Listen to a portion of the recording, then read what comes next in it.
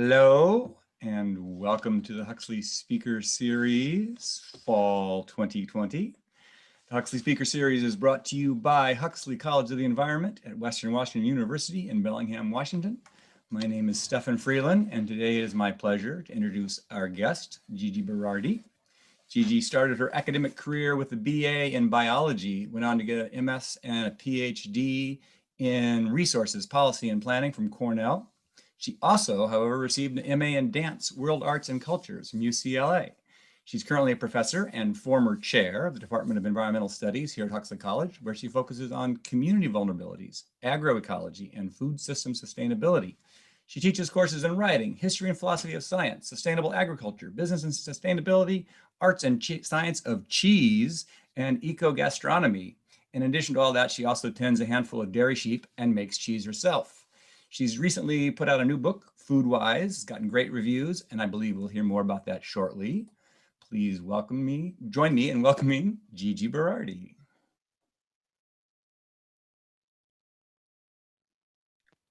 Thank you, Stefan. That was a very nice introduction. And I am going to share my screen. And yeah, here we are. Okay, does that look good?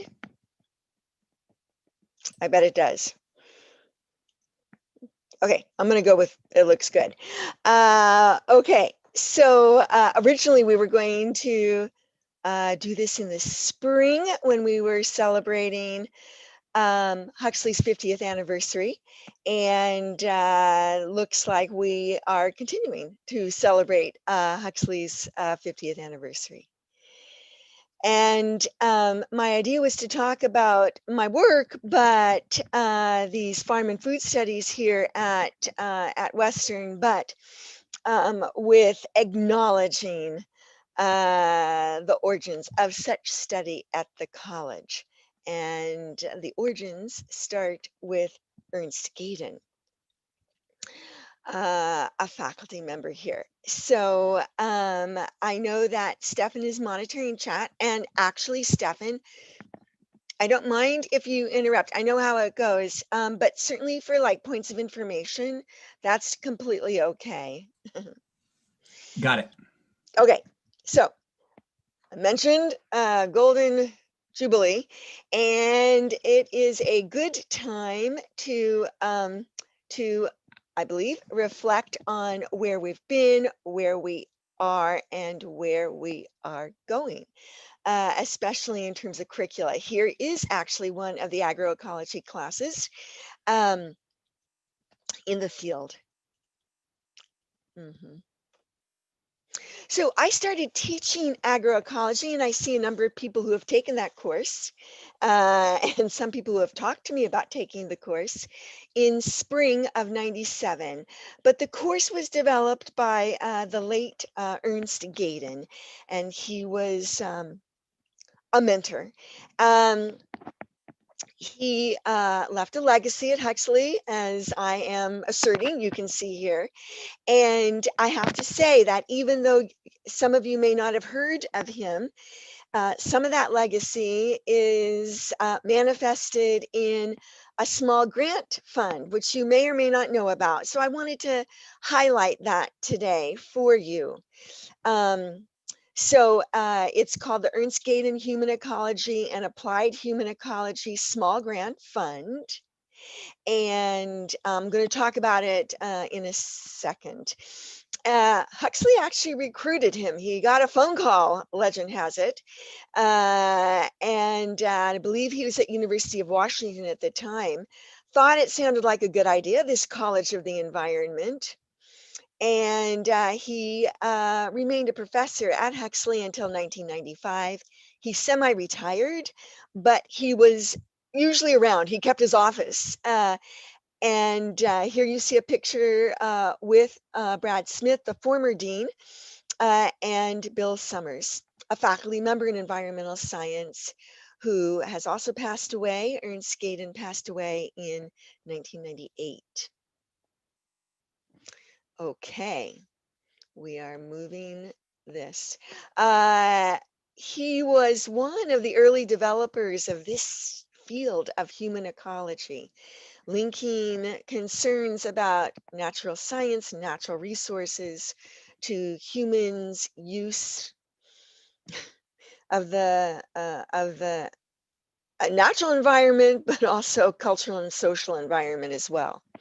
He was part of the Buffalo Soldiers Division in World War II. This is a Black Army unit going back to World War I, and allegedly even supposedly even before that. He was stationed in Italy, and you can see his ties to geography, which became a major in the department. When Ernst Gayden was first here, we weren't a Department of Environmental Studies, we were a Center for Environmental Social Sciences and Geography. That was our name. And in fact, we changed to Environmental Studies during part of the time that I was chair. Anyway, Ernst. So he was stationed in Italy. He had these very interesting specialties, and the family shared his history. I'm not going to read it, but I would like you to take a look. And this comes directly from the family.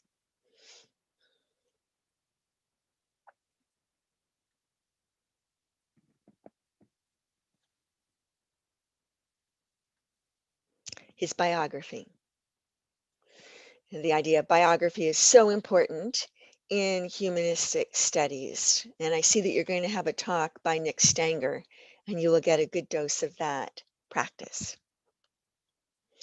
He was trained first as a sociologist at University of Chicago and was a planner. He received an MS in city and regional planning, and he taught planning at University of Washington until he arrived here.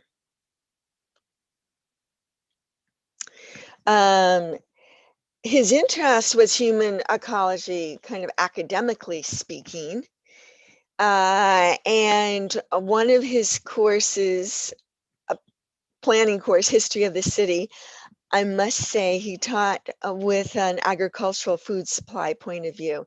And I do think this is quite interesting, the kind of the sneaky food subject matter in our classes here at Huxley, working its way in. And he was working on a book on human ecology, but he had a tremendous interest in human ecology, not just on a professional level, but on a personal level too. And he designed and built his home that had, for sustainability, passive solar design. It had canning kitchen and storage for canned goods and gardens, and his family, as I mentioned here, helped him build that. We would certainly consider him a change leader as a teacher. His work was inspiring as well as informing. And I think one of the things that's interesting is to note that he was committed to global education as one of those change agents. So Western at one time had a site, actually in Morelia, Mexico. And he was very fond of and committed to teaching human ecology at this site. So, you know a little bit about this person, his persona. Here is the grant in his name. And it's intended to honor his memory and carry forth his interdisciplinary and integrative work. And there's a large range of topics under this aegis of sustainability, appropriate technologies, alternative energy sources, organic food production, many things. And so anyway, so this PowerPoint is going to be available to you. And so I kind of created it. I built it as a resource, and I'll talk about that a little bit more at the end. But anyway, here's a link to that grant. And I think I have one more slide. Yeah, it's open to students and faculty of Huxley College and Western, and to interested members of the public. So they're looking for potential in contributing to human ecology, applied human ecology, and appropriate technologies. As I read, this is an image, by the way, from Bellwood Acres, and there are 35 acres of tree fruit crops, a kind of permaculture. He would have approved of that. As a sustainability initiative, reportedly, he was putting in fruit trees in his property close to the time of his death. All right. Gayden's human ecology, rooted in planning. Planning takes ownership of this for sure. But there's other disciplines as well. Ecology, obviously one of them. So invoking these ideas of cycling of materials as we're trying to look at the impact of toxic waste, for example, that don't cycle very well, that stagnate. Whereas energy is just the opposite problem. The flow of energy is such that it's hard to capture it, at least the energy that we're using mostly. Ecological succession and limiting factors to growth, productivity, and succession. This is all under the umbrella of human ecology too, because the human ecologists are looking at transformation of the landscape, what it means. And thus, if we look at this from an ecological perspective, it is no mystery that we must add energy. We must add labor, we must add energy in order to transform a landscape consisting mainly of these hedgerows, where the hedgerows is the vegetative cover. When we clear it, then we're stuck with maintaining the pastures and the cropland too. And that takes energy and resources to do it, much less in drier areas.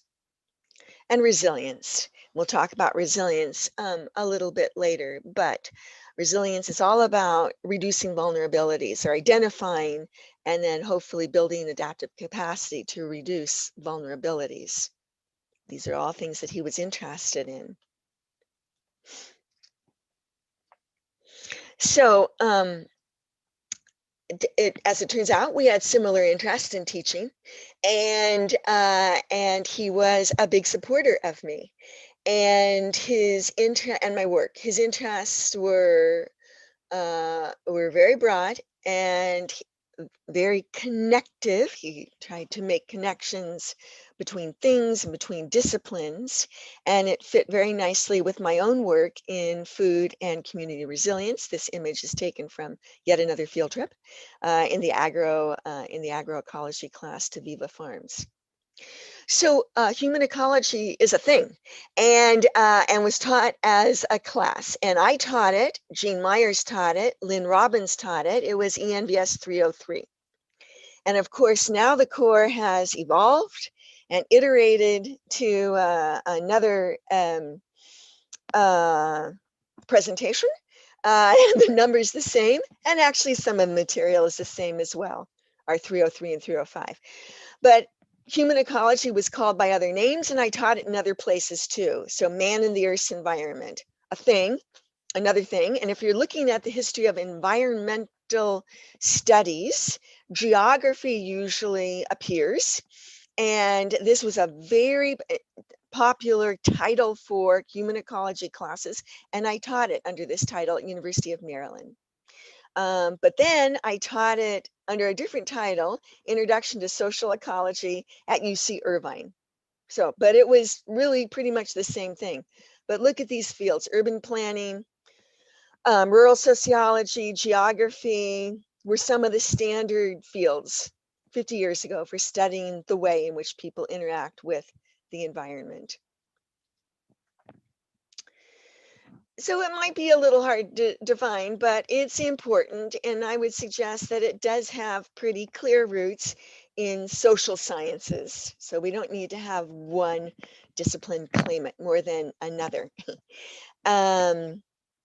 And over time, we've certainly come to recognize the importance of the ecological side, as Ernst Gayden tried to promote. And the end result is attention to the quality, not just the quantity of resources in terms of natural resource management, but the quality of the resources as well: air, soil, water.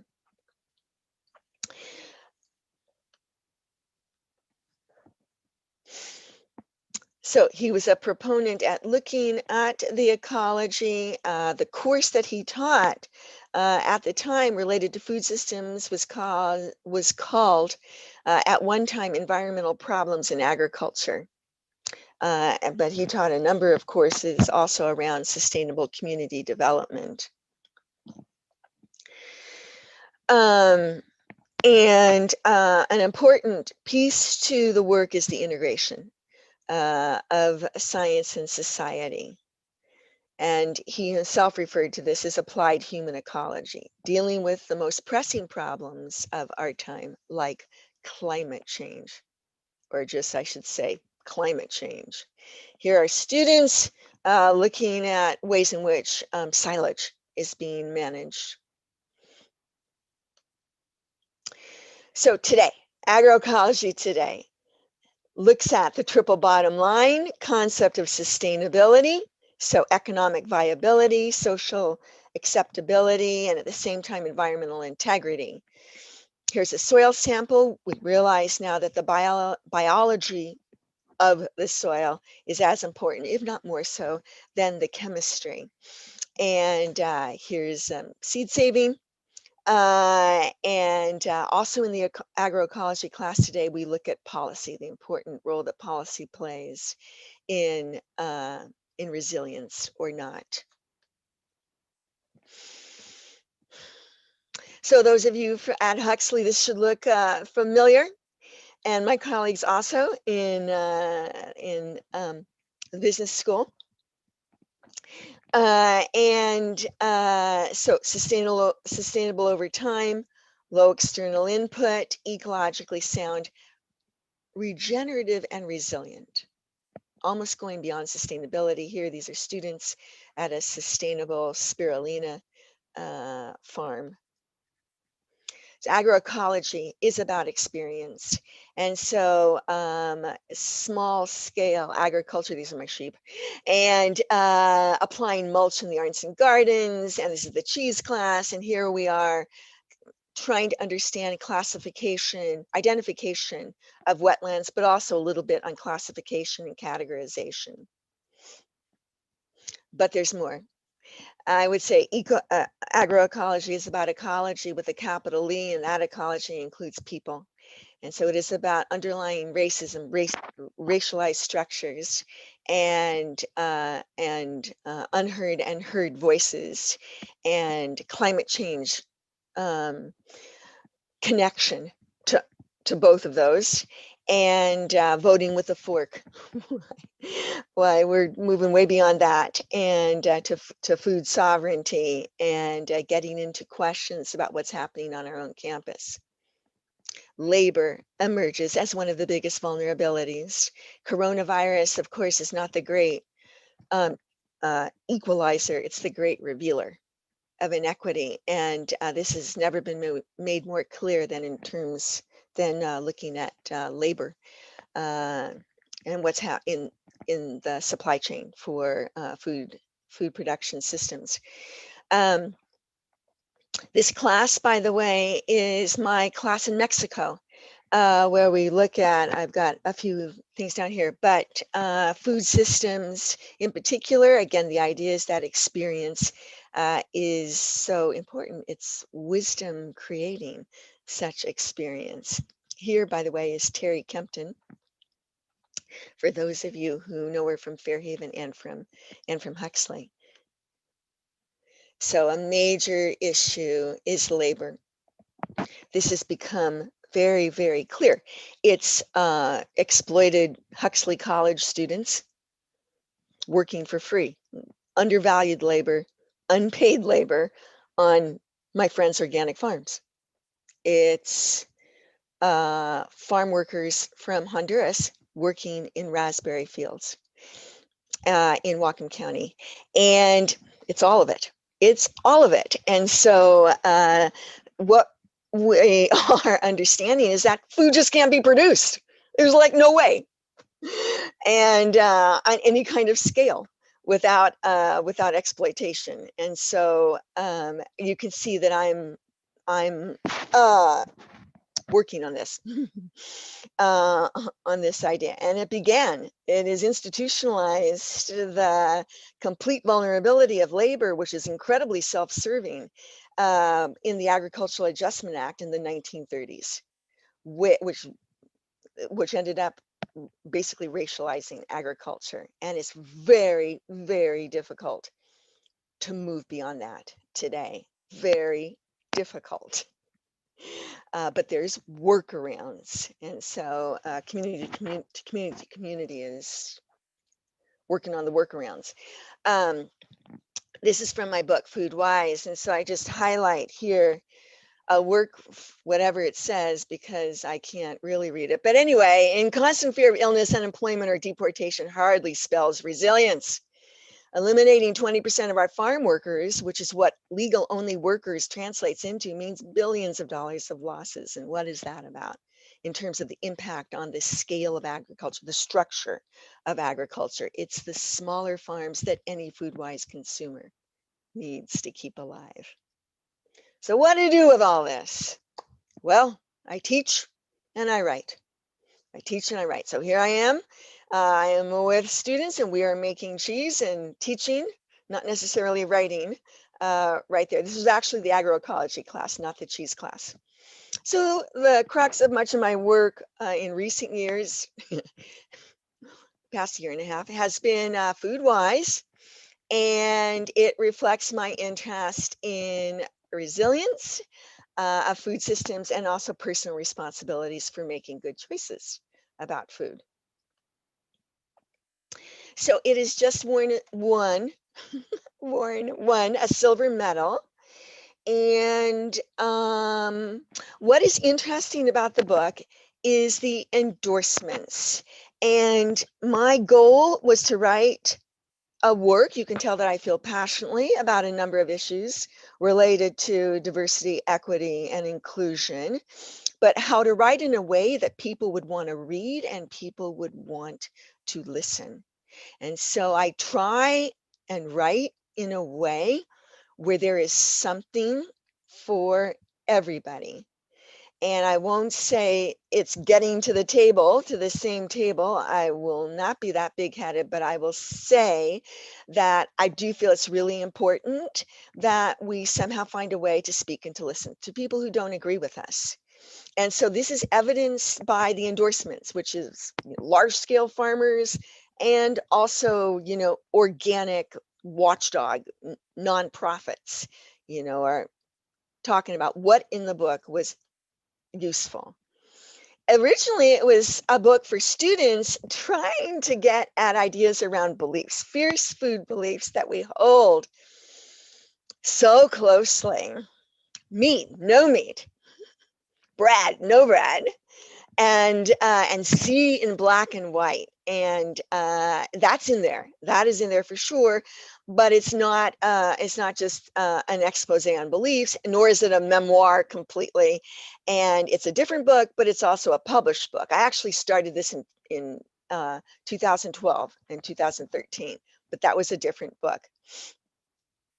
I've got a book now which has 100,000 words, and I'm throwing it all out. And that's what I had to do with this book too. Just starting again, rewriting is better. All right. So this book is about navigating trade-offs. And getting us to where we need to be. And for most of us, that is going to start with whole foods in terms of food choices. Oops. There's many stories on food here, and that's part of the accessibility and the food literature, kind of food journalism aspect to the book. But do you see what I'm doing here in this passage? Tomatoes will always symbolize much that is wrong with modern agriculture for me, but also some of the pleasures and satisfactions of being myself a small part of alternative systems. And then I talk about my experience for my master's thesis research living with old order Mennonite farmers who, by the way, this was the only family I could find in the 1970s, the only Mennonite or Amish family I could find who was organic in Pennsylvania. Everyone else was a conventional farmer. All the Amish farmers were, but I did find this one group of Mennonites. So anyway, it was a very interesting experience full of lots of lessons. And I talk about the feel of the gummy, sticky residue on the ground and the sweltering heat. And I learned a lot about tomato plant spacing and insect control, and particularly post-harvest losses, most of which were quite smelly. So here, I just took this picture today. These tomatoes have such burn to them. May I say, if any of you are growing tomatoes, this has been an amazing year. And colleagues at University of Washington tell exactly why that's happening, climate change. So, according to them. But this is what I'm bringing into this little passage here, this one paragraph. And then later in the book, I say, I may like sheep, you don't like sheep, it's all good, the FoodWISE override, just whole, informed, sustainable. And I say that doing this makes me a little appreciative of what people are going through who have to do this all day long. Important to say. All right, so here it is. It's an acronym. The W is for whole, the I informed, S sustainable, and E for experience. And can I tell you that whenever I get any question in any of my classes, right now I'm teaching one of the core business and sustainability classes, I always default to WISE. And I kind of think it's a good way to look at quite a few problems. With an emphasis on the informed. Where is our information coming from? Yeah, I just added this about half an hour ago, but my students sometimes wonder where I stand on food. They wonder if I am a low-fat devotee or a vegetarian or a raw foods missionary, and really I am a proponent of one thing, mindful eating. That comes with thinking about that acronym. It's not about being the best cook and the best chef and the perfect and delivering the perfect Instagram note, but it's about experimenting with a few new foods or ways of cooking, even if just a little bit. And so this is, by the way, my eco-gastronomy class in winter quarter, 150 students, and we have potlucks. We used to do it every week, but I got too tired. So we do it like 3 or 4 times a quarter. And this was taken in February, at the end of February, right before lockdown. We never had the last potluck. But what the students make using simple ingredients is really quite remarkable. That's right. Just adding some pepper to a can of soup or to a box mac and cheese is cooking in my book. Why? Because it privileges the E for experience. And what we have to do is keep on looking for that experience, even if it's not very intense. Leek soup. So food beliefs, I said that the book originally started out to be mainly about the food beliefs that we have. And I talk about where our beliefs come from. See, this is another field trip. There's always food. And bread is an interesting case. Bread. What is bread? This is from the book. Edible yeast plus edible whole grain flour make whole food bread. But yeast plus processed flour plus BHT plus caramel coloring plus hydrogenated vegetable oil plus vital wheat gluten plus unspecified enzymes do not. Actually, it's not even that. What doesn't make it the bread is that there's no fermentation. So even the most Gucci expensive bread, natural bread you might buy in a supermarket shelves, that's produced on any scale, it's not going through any kind of fermentation. The yeast is added for flavor, but not for fermentation. That's bread? I'm not sure. Okay, so then what I do in class, I actually gave a talk to the Daughters of Norway, so I have 2 slides that come from there. And what I tried to do was look at traditional foods and go, well, okay, let's look at traditional foods, yay or nay. FoodWISE, the FoodWISE, check. I'm like, oh yeah, okay, this little mountain bread here, that's kind of whole fermented dairy, yep. Favorable fatty acid profile if the cattle were pasture grade, yep, pasture grazed. These vegetables, no clue. Where they, I mean, it was from an industrial place, not from a farmer's market. We couldn't find a farmer's market when I was in Norway. For a variety of reasons. But anyway, but then this is interesting that daycare center bans the brown cheese. It's because of the sugar content in it.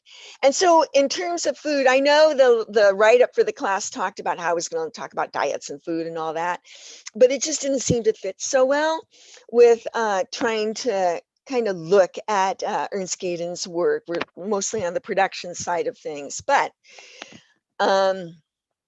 it's just so interesting that everything seems to come down to please don't take the whole fats out and replace it with processed fats, nor add sugar. And this is what they're doing. They're not really adding the sugar, but they're boiling the whey down so that it caramelizes and it's exceptionally sweet. Fish stew. I don't know. It's whole, it's fermented. Yep. Omega-3 fatty acids. Yep, check.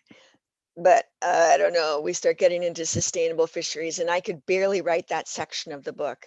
In fact, I did get help because everything sounded so horrific. I didn't know what kind of spin to put on it other than don't eat fish, which was not acceptable. So I was able to spin 3 or 4 pages on fish, but they're, as much as anything, it is so important to check.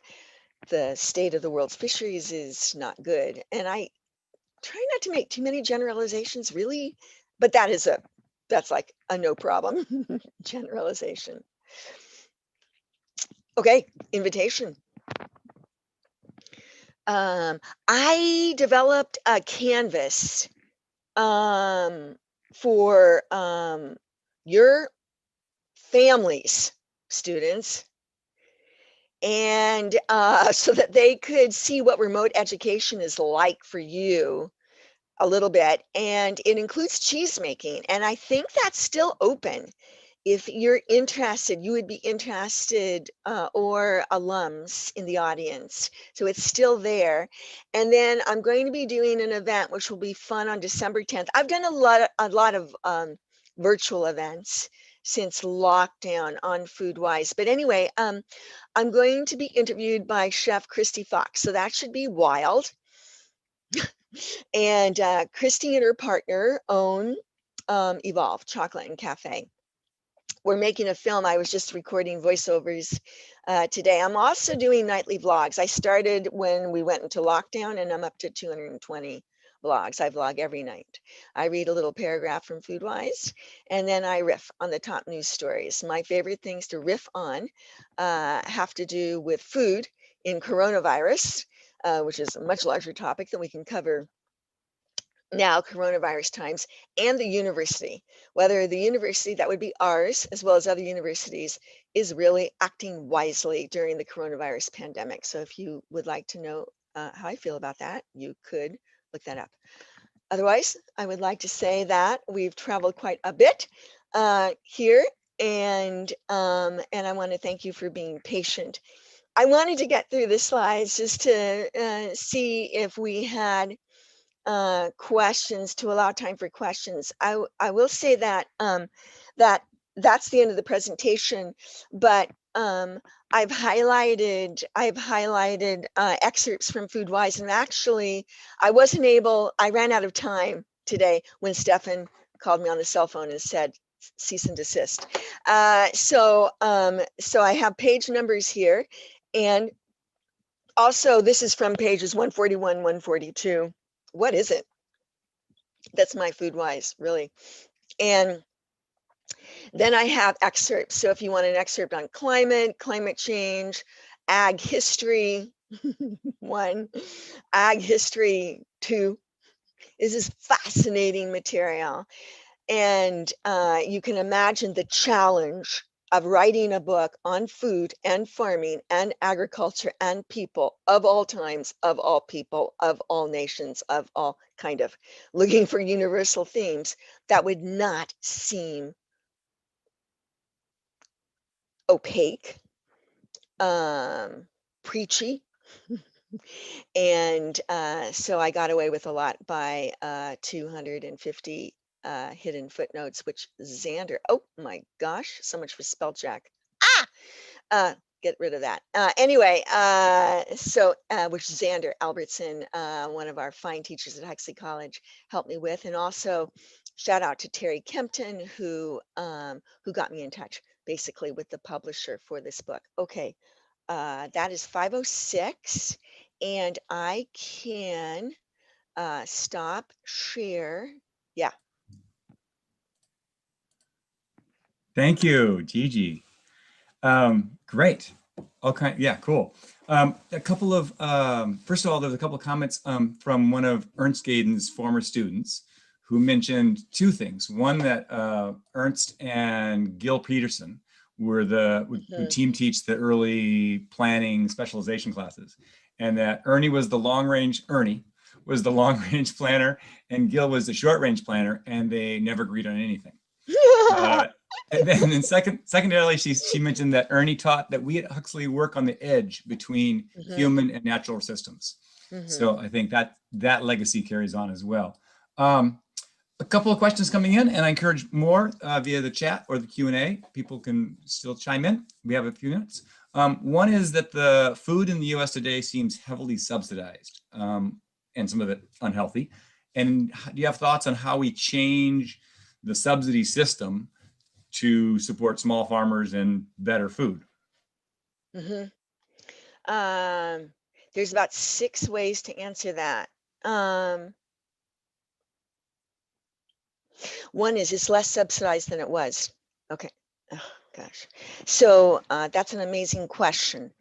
If you look at the Farm Bill, which, by the way, is what the Agricultural Adjustment Acts of 1933 and 38 iterated to, it's called the Farm Bill, but it's really the Food Bill. If you talk to farmers, that the percentage of the total is much less now for subsidies than it used to be. That doesn't negate the fact that it goes mostly, not exclusively, to large-scale farms. If you look at the bulk of the subsidies, yeah, there's very few countries in the world that do not have subsidies, but one of them is New Zealand. That serves as an example.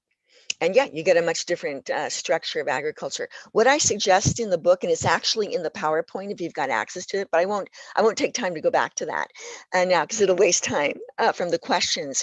One of the things I talk about is like, yeah, right, this is like a no-brainer on the subsidy thing. So for subsidies, what you could do is you could have a resilience override or contingency. And so I could imagine, and I talk about this in the book, farmers talking about their resiliency plan. Small farms, large farms, all farms in the watershed, down in the lower reaches of the watershed, are super interested, I would imagine, what's happening in terms of land use in the upper reaches, and then what they're doing to mitigate that land use. And it's irrespective of scale. So I think talking about resilience gets us there. agriculture requires some form of slavery. Thank you. That's exactly what I'm saying. Although I don't want to use hyperbole, but that I'm a baby, I'm nascent, let's just say, in terms of being able to talk about this clearly. But what is clear to me is that uh,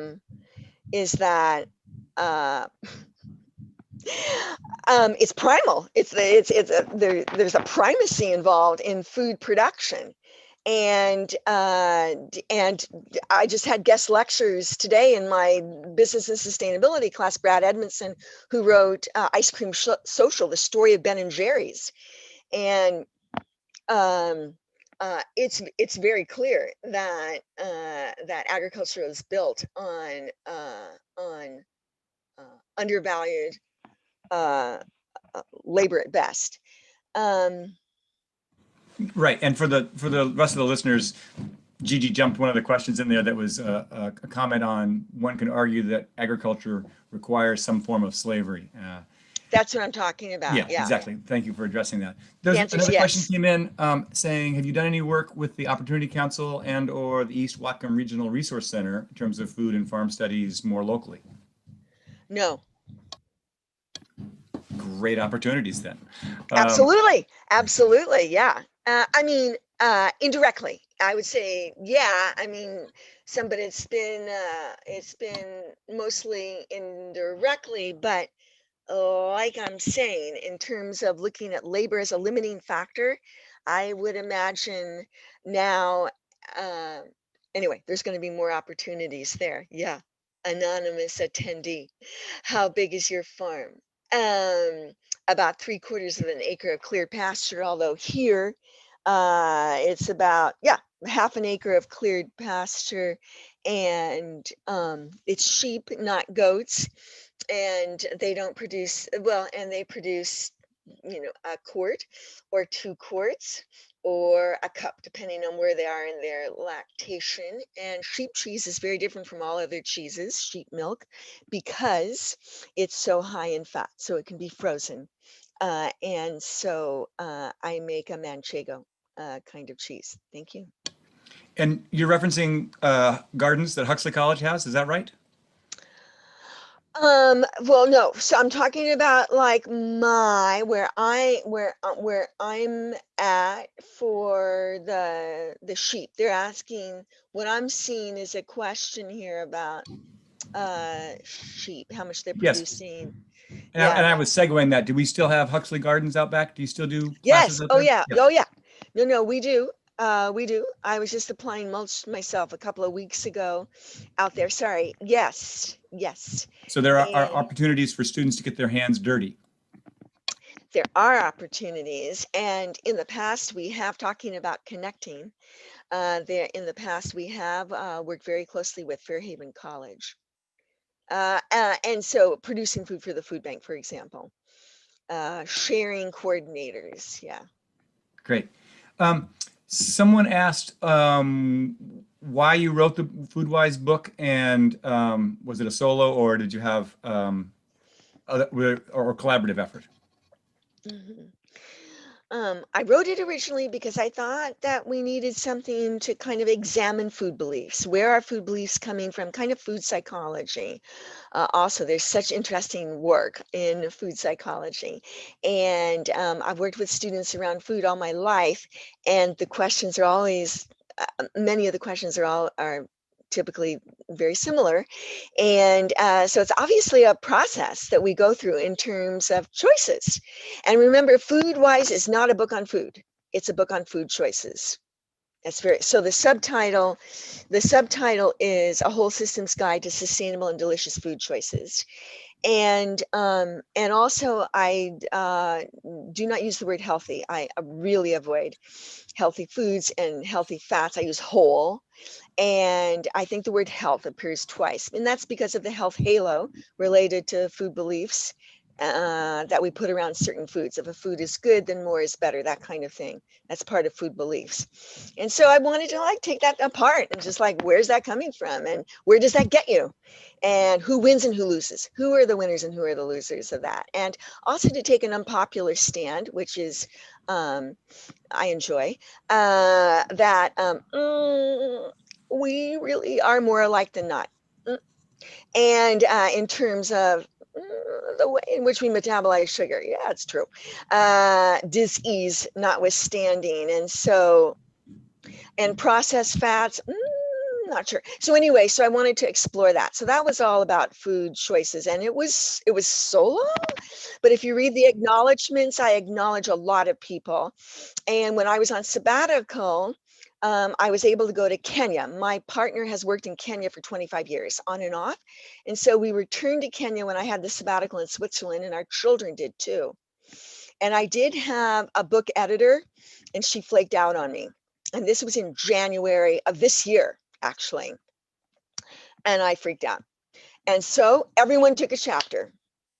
My partner took agriculture. My son took the food science. My daughter took, the recipes, and everybody edited. And so in that sense, it was a group effort. And maybe you could hold up a copy of the book. Can we see a cover of it? Obviously, if we were meeting face to face, we'd be selling books and you could sign them, but I bet there's someplace in town people can get that if they want. Yeah, originally we were going to do like a fundraiser, like someday I might, not right now, make $1 a book. And that it sells for $18.95. And I use it as a textbook in my eco-gastronomy class. And then I donate $1 a book to course fees, which means I'm just giving the $150 away because I'm not actually getting it because it's not making any money yet. Doesn't matter.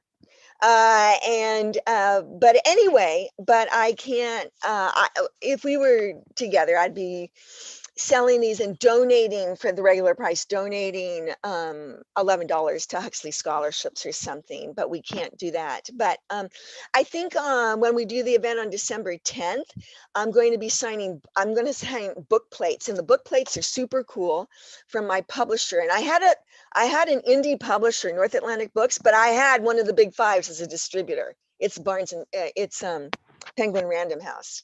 Anyway, so they gave me a publicist, and they gave me these book plates, and I signed them, and I put a little quote from the book. So I think those will be available from Village Books. Great. Another question came in. Are you optimistic about the future of agriculture in developed countries? And do you see a shift towards more sustainable and just food systems? Are we doing better? Is there hope? I understand the question. I'm trying to say something other than no. We have to figure out the labor. And I'm prepared to call it. We have to figure out the labor. It's my son who said, Mom, I've got 24-year-old twins. He said, the whole labor thing is just like, sucks. It is like, like all my friends are working for nothing on Orcas. What's that about? And I was like, oh my God. So, know your farmer, know their face. Yeah, I think the state has to take a much bigger role. That's why I'm not a fan of vote with your fork. I mean, there's vote with your fork. Vote with your fork, by the way, is big in Washington. 7% of sales are direct. Direct marketing, like farmers markets, for example. That's huge. That's big compared to other states. Okay, I realize that. That's good. Yay, I'm glad I live here. But it's going to have to be the intervention of the state and the subsidies that you were talking about. It's going to have to be a revaluing. A student in my class today, we had cheesemakers, and he said, hey, what's the deal with $20 a pound for cheese? And I didn't see anything. But I was like, are you kidding me? $20 a pound is cheap. If I sell my cheese for $20 a pound, it means I make exactly $2 an hour. Really? You want me to make $2 an hour? Well, I can leverage my big professor job. Really? I don't know. I'd rather maybe be doing something with students if I'm talking about leveraging. And so we have to understand about why and how it is that we've got cheap food and bread. Really, $7 is a lot to pay for bread. $5 is a lot to pay for bread. Really? Yeah. So $8. So you want to go to the supermarket and get, something off the shelf for $2.95 or $3.95. It's not even fermented. What does that mean in terms of that whole action? And then vital gluten's added, and then people are talking about allergies. So somehow we have to start making connections. So if we can make connections, and if we can solve the labor,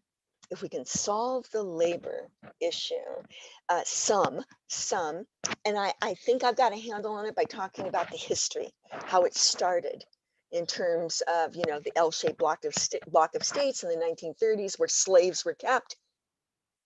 It's not difficult to understand how undervalued or no value labor becomes the foundation of agriculture. So I think talking about it, kind of, so then yes. Yeah, and I think it's a great point that we're going to have to be willing to pay for that. If we want justice, we have to be willing to pay for what it costs to Or the state. do things right. Yeah. Or the state. Fantastic. So much good information. And if you want, I can make the slides available to the students. Email me or whatever. Next week, we have Michael Medler, also from the Department of Environmental Studies. He's going to be discussing pyrogeography of the 2020 fire season. So there's a hot topic. For more information on that talk and other upcoming talks, refer to the Huxley Speaker Series webpage. Just Google it, you'll find it. You'll also get our archives. Goodbye, and sign up for emails. Thank you, Gigi. Thank you so much. Good day, all. Have a great weekend. And don't forget to vote.